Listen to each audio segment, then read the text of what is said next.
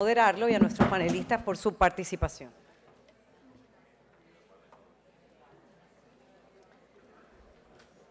Antes de continuar con la agenda que tenemos programado, queremos invitarlos a todos ustedes a responder la siguiente encuesta para calificar este evento. Ahí sale en pantalla un código QR al cual ustedes pueden acceder, por favor, en este momento para calificar nuestro evento. Esa es la manera que tenemos de mejorar siempre la calidad de cada uno de nuestros eventos. Escaneen, por favor, en este momento este código QR que se encuentra en pantalla. Su opinión es muy importante para nosotros, como les decía.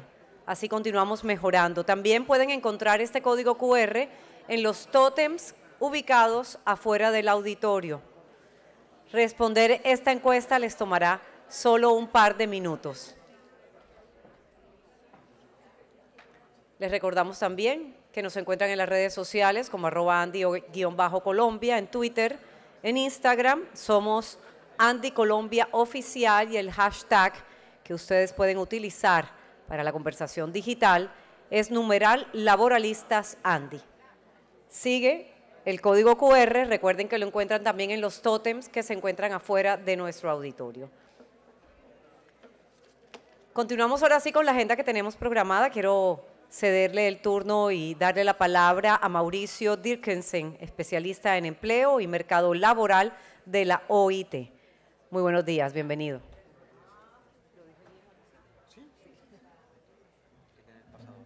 Gracias. Perfecto. Bueno, buenos días. La sesión pasada me dejó un poco más fácil presentar esta sesión justo en las conclusiones de cómo estamos como Colombia para generar más empleo, pero lo voy a hacer desde una mirada global, después regional. Vamos a aprovechar el informe de Perspectivas Laborales y Sociales y Mundiales, Tendencia 2023, preparado por la institución. Bueno, 3 proyecciones. Primero, ya se habló de que hay alta informalidad, hay trabajadores pobres, hay pobreza. Básicamente, y esto no es nuevo, la pandemia lo exacerbó, pero ya veníamos acarreando grandes déficits. Con un problema adicional, hay una gran desaceleración del crecimiento económico y de la productividad. Y más que nada, lo que complejiza esto es justo la productividad. Necesitamos producir más con lo mismo y no estamos dando la talla a nivel global. Y eso significa que a partir del 2023 esperamos que el crecimiento del empleo a nivel mundial, y eso ni siquiera es empleo formal, es cualquier empleo, va a ser el 1%. Eso es una tasa históricamente baja. Aquí unas cuantas cifras más, pero solo quiero destacar 4. Estamos hablando de que queremos subir productividad, pero tenemos que alrededor de 1/4 de los jóvenes no estudian ni trabajan ni reciben alguna forma de formación. Y estamos entonces con ese problema adicional que si ya oíamos que tenemos que lograr que la gente trabaje más años, que sea más productiva, 1/4 no le estamos dando ninguna solución. Luego, una noticia que es un poco mixta. A nivel mundial tenemos 214 millones de trabajadores pobres. ¿Por qué mixta? Porque resulta que el trabajo sí saca de la pobreza. ¿Y por qué mala? Porque aún así 214 millones no logran salir de la pobreza. Y quizá uno que trata de, o 2 datos más que tratan también de dar luz al problema de productividad, es que tenemos una alta desigualdad en el mundo. El 50% del mundo recibe 8% del total de los ingresos globales. Si esto fuera porque solo merecen, uno podría decir, está bien. El problema es que es por falta de acceso a activos productivos, acceso a capital humano y otras formas de inequidad. Entonces estamos dejando de explotar un potencial vasto.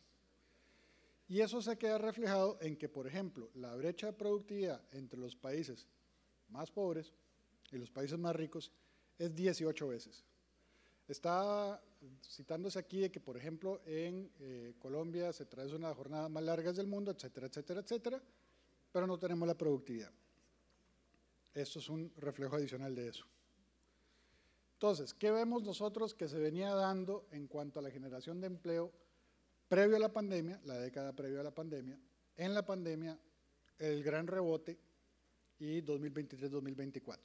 Bueno, 2023 ya llevamos un tercio del año, así que ya podemos ver si la tendencia es cierta o no. Y la verdad es que veníamos generando poco empleo, 1.5% por año.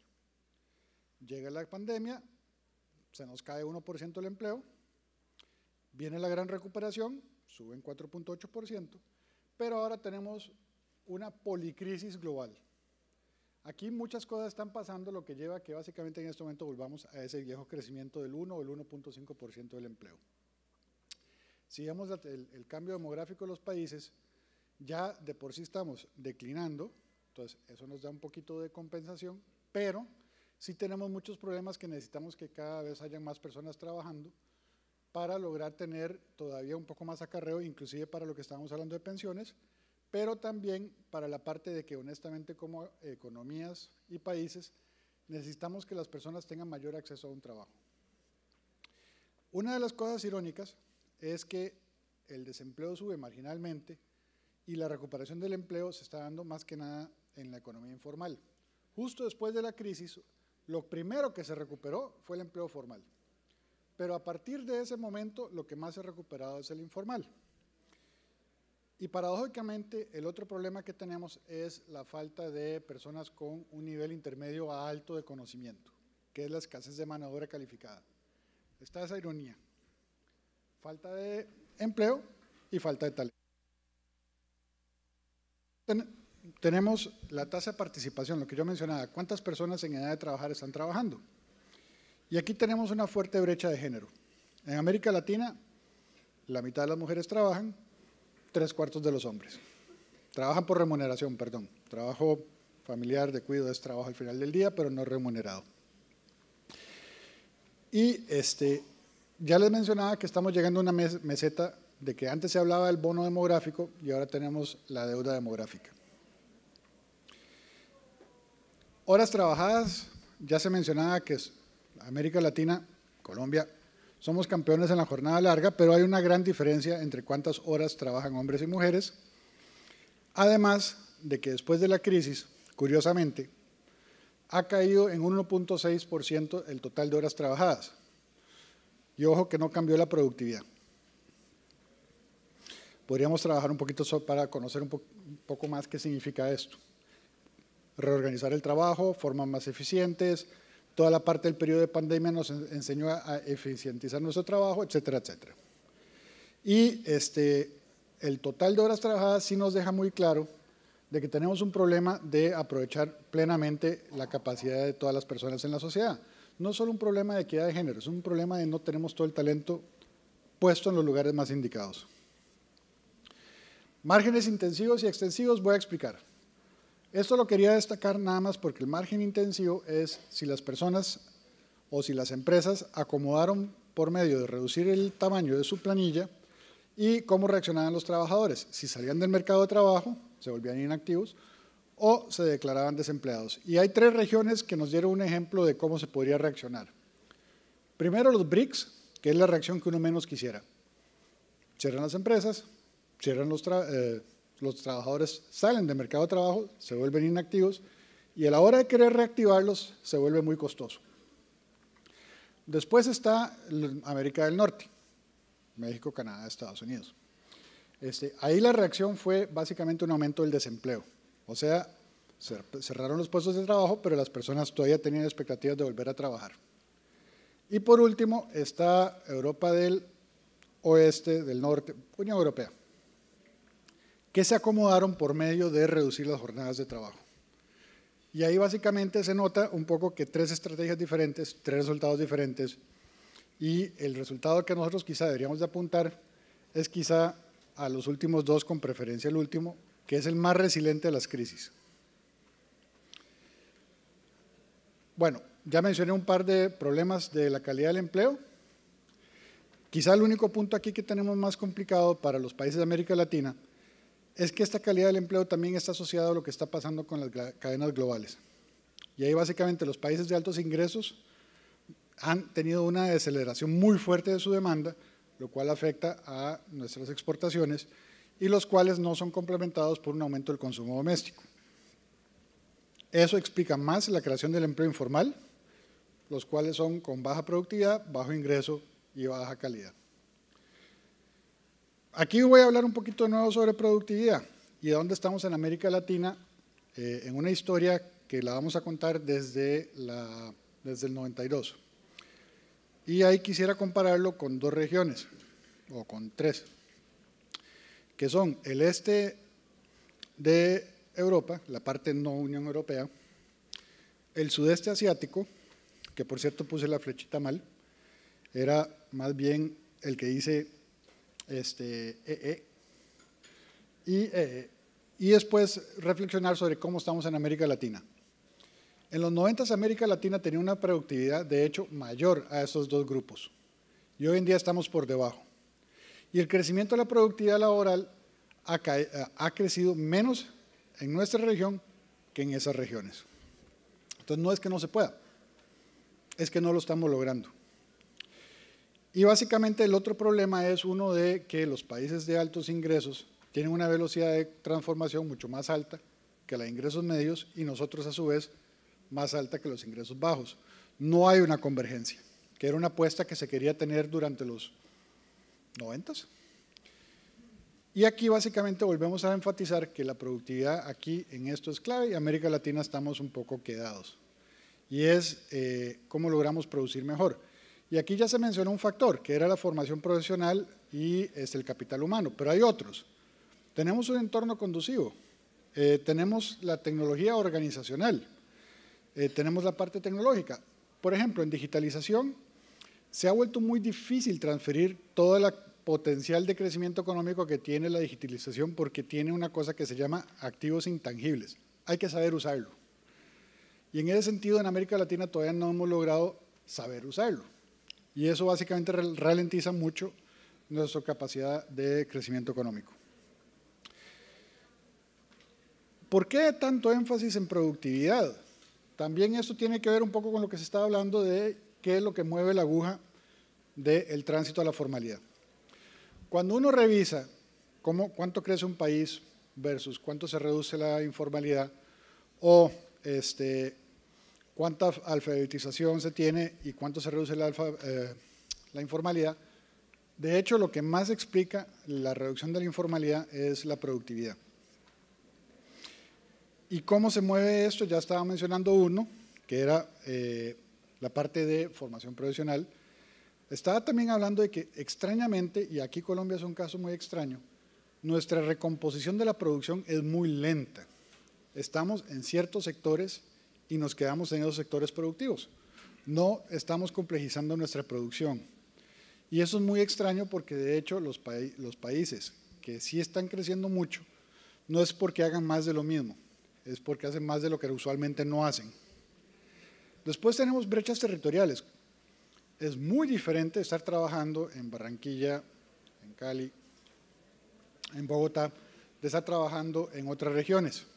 Y América Latina es muy propensa a tener mucha simetría. Tenemos pequeños islotes productivos en un mar no tan productivo. El otro es la brecha de acceso a activos. Hay una alta concentración de quienes efectivamente, por ejemplo, tienen acceso a fuentes de financiamiento, a educación de muy alta demanda, y eso genera un freno a la innovación. Y por último, quizás no la protección social pensional, pero sí la protección social de mantenimiento de los ingresos. En la pandemia quedó muy claro que para un rebote rápido de una crisis es necesario ver cómo se logra hacer. Y por último, quizá tratar de empezar a desarrollar unas narrativas. No es extraño que yo como OIT promueva el diálogo social, pero si vamos a ver un poco también la parte donde uno dice, bueno, pero más Estado o más mercado, no es la forma más conducente. La verdad es que es entre la alianza en los tres actores que se logra el mayor desarrollo del aumento de la productividad. Alianzas público-privadas, diálogo social, como se llame, pero se tiene que empezar a trabajar un poco más fuerte en ese sector. El otro factor que explica la falta de creación de empleo en América Latina después de productividad también tiene que ver con otro que es la inflación, que por una vez en la historia América Latina no es la culpable.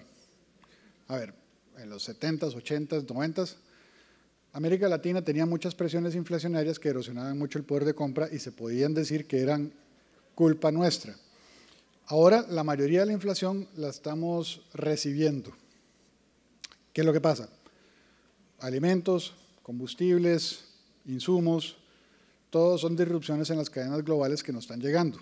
Al mismo tiempo, un efecto secundario es, por ejemplo, una de las mejores herramientas para reducir la inflación es subir la tasa de interés.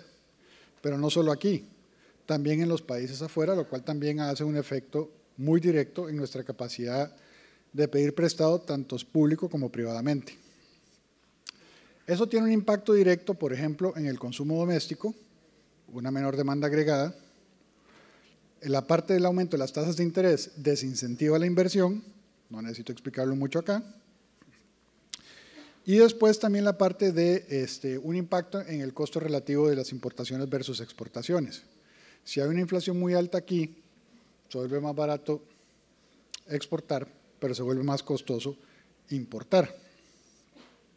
Todo eso lleva a que básicamente la mejor herramienta que podemos hacer para reducir la inflación, y ya ha estado pasando, es la misma herramienta que también nos reduce la capacidad de crecer. Y eso está generando entonces a su vez un efecto en la generación de empleo. Son decisiones que se están tratando de tomar, pero tienen un impacto directo. Entonces, esta es, a modo de conclusión, las perspectivas que vemos para 2023-2024. Básicamente, como América Latina, tenemos poco para celebrar. Se espera muy poco crecimiento formal, a menos que tomemos una serie de medidas que logren acelerar el crecimiento del empleo. ¿Y a cuáles son las que le estamos apostando? Yo diría que tenemos que ver, en primero que nada, si queremos apostarle algo, a la productividad. Básicamente, producir más, o sea, los bienes que ya tenemos, pero también buscar otras líneas de trabajo. No puede ser que nos quedemos siempre produciendo los mismos tipos de bienes. Mejor, estamos produciendo con tecnologías en el fin de su ciclo de vida, pero además no logramos reorganizar nuestras formas de trabajo. Y más inclusivo, tenemos brechas de género, tenemos juventud que no se está aprovechando, tenemos asimetrías territoriales y todo eso impide tener un crecimiento de base ancha. Y por último, diría que también tenemos que ver la parte de cómo manejamos la inflación de una forma no tan costosa para el empleo o el crecimiento económico. Muchísimas gracias.